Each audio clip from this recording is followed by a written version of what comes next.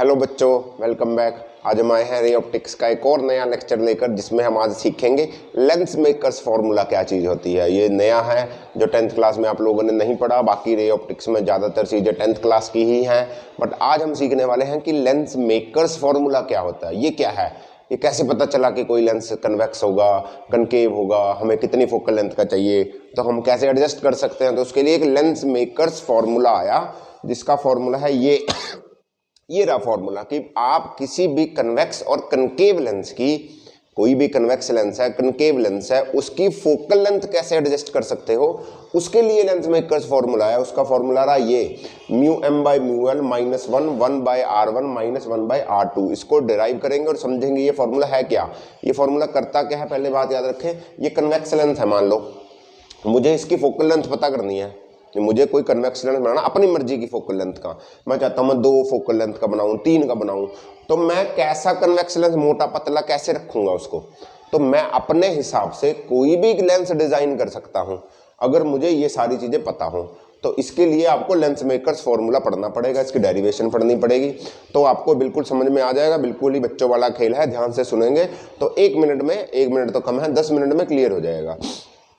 ठीक है, तो चलते हैं अपने टॉपिक की तरफ। उसमें हम सीखेंगे लेंस मेकर्स फॉर्मूला को कैसे मेक करते हैं। तो ये रहा फॉर्मूला, एफ फोकल लेंथ है, म्यू एम है जो इसके इधर और इधर मीडियम है, उसका रिफ्रैक्टिव इंडेक्स म्यू इधर इधर से मीडियम है, अलग होगा तो फॉर्मूला में अलग रखना। और लेंस का जो है आपका रिफ्रैक्टिव इंडेक्स वो म्यू है। ये लेंस है, कन्वेक्स लेंस, सही है। देखो ये कन्वेक्स लेंस है, एक ऐसे करके जुड़े होंगे ना, तो जो ये वाला है, ये वाला जो आपका सरफेस है, रिफ्रैक्टेड सरफेस, इसका रेडियस यहाँ पर आएगा, है ना, इसका कुछ रेडियस होगा ना, वो रेडियस ऑफ कर्वेचर इसका आर है, फिर इसका भी कुछ रेडियस होगा, ऐसे पूरा सर्कल बनेगा।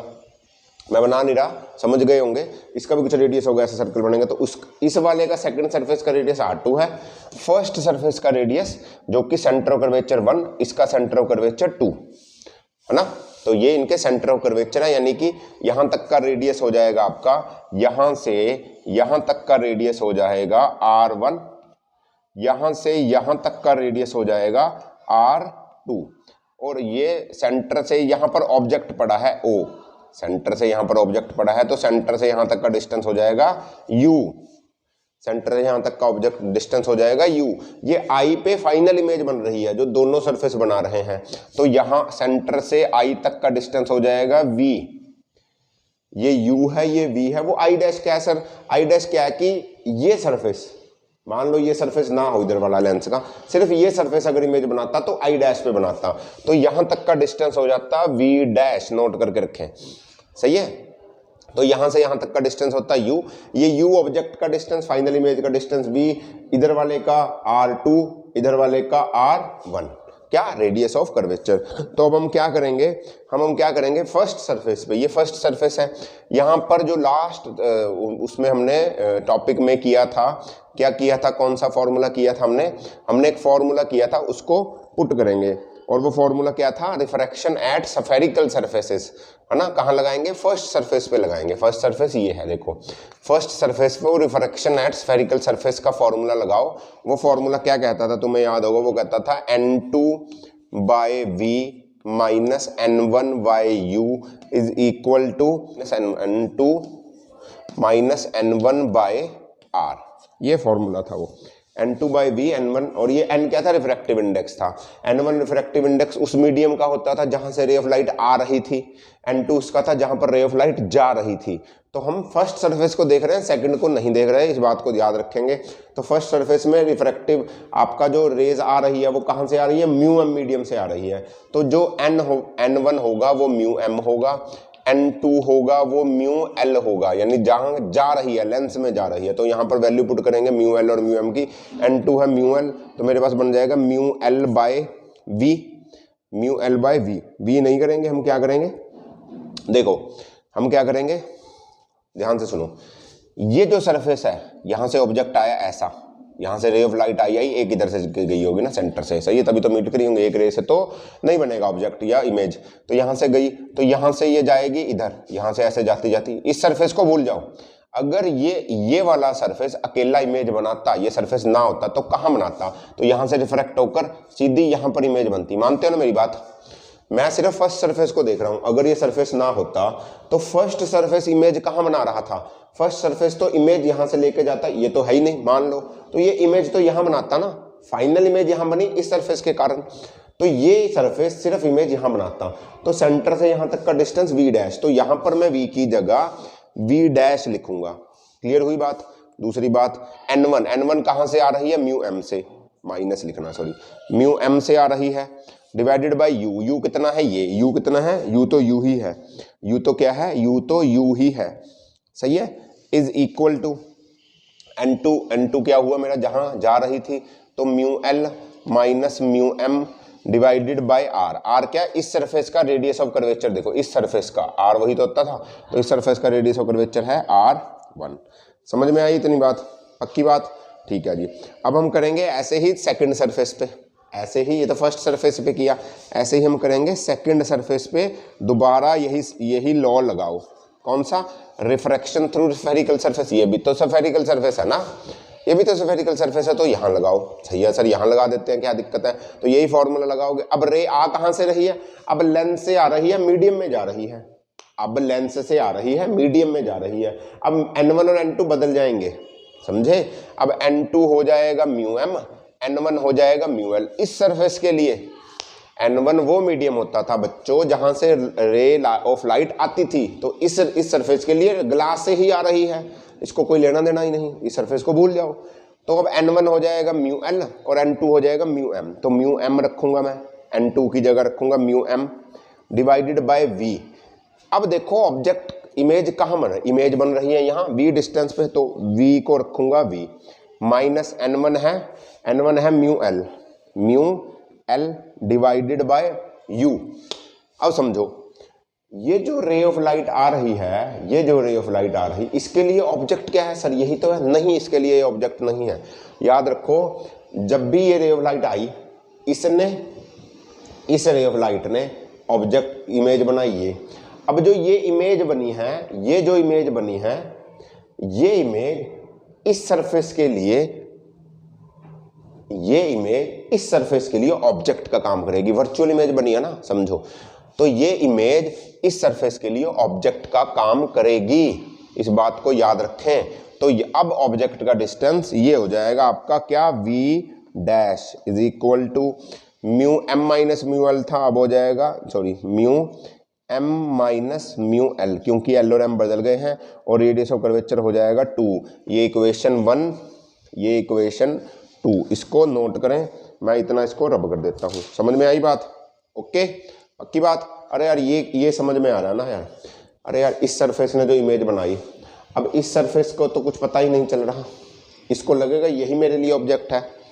अच्छा, पढ़ा ना आप लोगों ने? रिफ्रैक्शन रिफ्लेक्शन में 10वीं में भी पढ़ के आए होंगे, नहीं पढ़ा तो याद कर ले। जब भी वर्चुअल इमेज बनती है तो जो पीछे वाले की इमेज है वो अगले वाले के लिए ऑब्जेक्ट का काम करती है। सही है? ओके, तो हम 1 और 2 को ऐड कर देंगे और यहाँ से ऐड करना शुरू करेंगे। अच्छा, पहले इसको बाद में, चलो रब ही कर देते हैं। नोट कर लिया ना? इसको कर देते हैं रब, मैं ऐड उधर करूँगा। मैं क्या करता हूँ, 1 और 2 को ऐड कर दो, इस 1 और 2 को ऐड कर दो। इन दोनों को ऐड करूँगा जब मैं, इन दोनों को ऐड करूँगा जब मैं, तो तुम देखोगे ये और ये ऐड होकर ये दोनों तो कट जाएंगे यहीं पर। ये देखो, ये और ये ऐड होंगे, तो ये प्लस ये माइनस, ये तो कट जाएंगे। बचेगा क्या? ये दोनों बचेंगे ना। तो मैं लिख सकता हूँ म्यू m बटे v minus mu m by u is equal to, इधर वालों को ऐड करोगे तुम, इसको ऐड करोगे, इसमें से mu l minus mu m common ले लो। देखो, इसको माइनस करोगे, सर क्या कर रहे हो? Mu l minus mu m को ले लिया कॉमन। म्यू l यहाँ तो वो था, इसको उल्टा कर दूंगा तो ये माइनस हो जाएगा, तो अंदर क्या बचेगा? 1/r1 minus 1/r2। Step miss कर रहा हूँ, तुम मत करो, ठीक है जी। तो क्या बचा? 1/r1 minus 1/r2। मैंने क्या किया? कुछ नहीं किया, इसको कॉमन ले लिया। सही है? इसको उल्टा किया, प्लस हो गया तो ये माइनस, ये प्लस हुआ। अब क्योंकि माइनस अगर कॉमन ले लूँ इसमें से तो ये माइनस हो जाएगा, ये प्लस, तो इसको उल्टा लिख सकते हो, तो माइनस 1/r2 हो जाएगा, तो माइनस 1/r2 बचा है। अब इधर से म्यू m निकाल लो, इधर से म्यू एम को कॉमन लो, उधर जाके डिवाइड कर दो, तो क्या बचेगा 1/v minus 1/u is equal to mu M को उधर ले जाओ, म्यू एम को उधर ले जाओ ना कॉमन लेकर, तो उधर डिवाइड करोगे तो क्या बचेगा mu L by mu M minus mu M by mu M 1 और 1/r1 माइनस 1/r2। इस फॉर्मूला को नोट करो, ये आपका फॉर्मूला आ गया है। इसके बाद हम आगे कुछ और करने वाले हैं। सही है, इतनी बात समझ में आई? ये फॉर्मूला को नोट करो, यही आपका लेंस मेकर्स फॉर्मूला है। इसी में कुछ हम थोड़ा सा गड़बड़ झाला करेंगे तो तुम्हें समझ में आएगा। यहाँ तक कोई दिक्कत? पक्का दिक्कत आई? नहीं सर बहुत दिक्कतें हैं, समझ नहीं आ रहा। कोई बात नहीं, समझ में आ जाएगा। थोड़ा सा ध्यान दो, इधर छोड़ दो फोन चलाना, तो समझ में आएगा। ठीक है, तो अब यहाँ पर देखो, अब तुम एक बात सुनो, अगर मैं बोलूं कि अगर जो ऑब्जेक्ट है वो इन्फिनिटी पे पड़ा हो, अगर ऑब्जेक्ट इन्फिनिटी पे पड़ा हो तो इमेज कहाँ बनती है? फोकस पे। तो इमेज कहाँ बनती है? फोकस पे। बोल सकता हूं मैं? तो मैं कुछ नहीं करूंगा, मैं सिर्फ ऑब्जेक्ट की जगह इन्फिनिटी रख दूंगा, v की जगह f रख दूंगा। तो यहां रखते हैं, देखो 1/v ऑब्जेक्ट क्या है 1/b यानी 1/f कर दूंगा, 1/f v की जगह रख दिया f, u की जगह रख दिया इन्फिनिटी। तो 1/∞ तो 0 हो जाएगा, तो उसको छोड़ दो, है ना। 1/∞ तो 0 होता ना, तो ये बचा, तो इसके इक्वल आया यही, बाकी सारा कुछ ऐसे ही बचेगा। अब अगर इन दोनों इक्वेशन को कंपेयर करोगे तो तुम्हें पता चलेगा 1/v माइनस 1/u इसके इक्वल है, और अब आया हमारा 1/f भी इसके इक्वल है, यानी कि लेफ्ट साइड वाली वैल्यू चेंज हो रही, राइट वाली तो इक्वल है। तो मैं बोल सकता हूं 1/f, और ये इक्वल होने चाहिए थे ना भैया, ये दोनों इक्वल होने चाहिए थे या नहीं होने चाहिए थे? सही है जी, ओके ओके। तो मेरे पास लेंस का फॉर्मूला भी आ जाता है। हमारे पास लेंस मेकर फॉर्मूला रहा ये, और लेंस का फॉर्मूला रहा ये। या मैं ऐसा बोल दूं कि 1/v माइनस 1/u है 1/f के इक्वल, तो मैं यहां पर 1/f भी रख दूंगा। तो मैं यहां पर क्या रख दूंगा 1/f। सही है जी,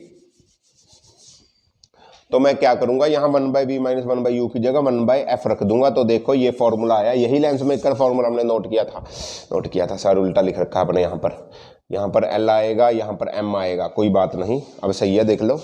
तो ये प्रूव हो गया, क्योंकि 1/v इसके इक्वल है, तो 1/v माइनस u की जगह ये रख दिया।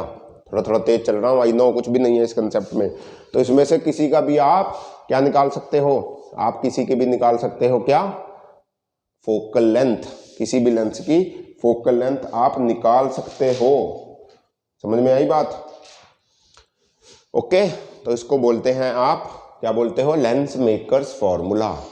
ओके, ये बात याद रखना बस कि अगर दूसरे सरफेस के लिए पहले सरफेस की इमेज ऑब्जेक्ट का काम करती है। सही है सर? बिल्कुल सर। तो ये कुछ गड़बड़ सी लग रही है सर, आप देख लेना, मैं नहीं देखूंगा, तुम लोग देखोगे। थोड़ा सा समझ लो इसको, समझ में आ जाएगा।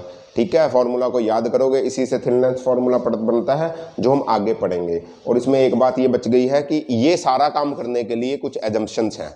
ये सारा काम जब कर रहे हो तो इस बंदे ने कुछ एजम्पशंस मानी है। सबसे पहली एजम्पशंस ये है, वो मानता है कि ये जो लेंस है वो बहुत ही थिन लेंस है, लेंस मोटा नहीं होना चाहिए, लेंस थिन होना चाहिए। सबसे पहली एजम्पशन, मैं नहीं लिख रहा, तुम लिख लो। दूसरी बात है ये बोलता है कि R1 किसको लेंगे सर, R2 किसको लेंगे। सबसे बड़ी दिक्कत, सर R1 क्या लेंगे, R2 क्या लेंगे सर। अगर मैंने इसको R2 ले लिया, R1 इसको R2 ले लिया, तो पहली याद रखोगे कि जो R1 वो रेडियस ऑफ कर्वेचर होगा जहां से लाइट आ रही है, जहां से लाइट आ रही है। अगर लाइट इधर से आ रही है, इधर से आ रही है, जैसे इधर से जा रही है, तो R1 वो लेंगे। जहां पर लाइट ने पहली बार टकराई वो R1 होगा। अगर लाइट इधर से आ रही होती तो ये R1 लेते।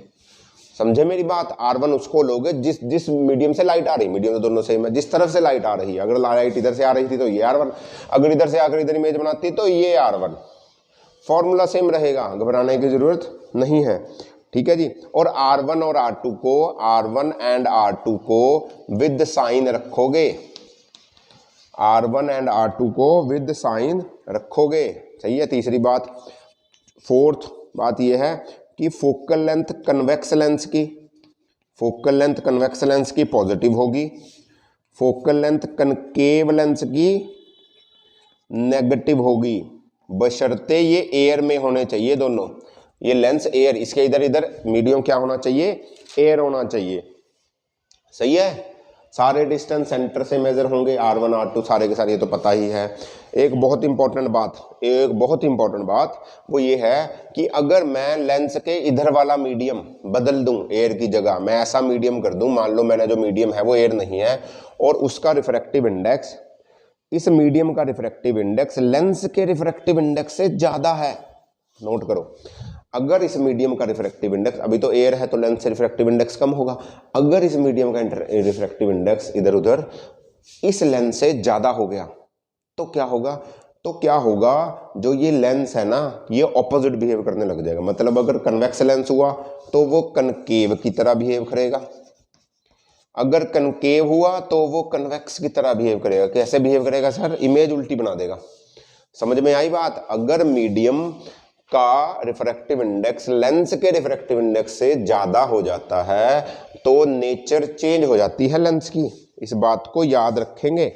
मतलब अगर आप निकाल कर देखोगे, जैसे मैं क्या बोल रहा हूं, अगर मेरा यहां पर रिफ्रैक्टिव इंडेक्स ज्यादा होता μl से μm, तो जो ये कन्वेक्स लेंस है तो जो फोकल लेंथ आनी चाहिए थी f की वैल्यू वो आनी चाहिए थी पॉजिटिव। समझ रहे हो, वो आनी चाहिए थी पॉजिटिव क्योंकि लेंस कन्वेक्स है। बट क्योंकि μm μl से ज्यादा है तो उसकी रिफ्रैक्टिव इंडेक्स माइनस में आएगी। माइनस में किसकी होती है, कनकेव की, तो वो उसका नेचर बदल जाता है। तो इन्हीं बातों के साथ आज का लेक्चर करते हैं यहीं पर एंड। मिलते हैं अगले टॉपिक के साथ। वीडियो को लाइक कर दें, अच्छी लगी तो कमेंट जरूर करें, अगर गंदी लगी तो क्या अच्छा नहीं लगा वो बताएं, और चैनल को सब्सक्राइब करें। मिलते हैं अगले टॉपिक के साथ, तब तक एंजॉय करें, खुश रहें। All the very best, bye bye बच्चों।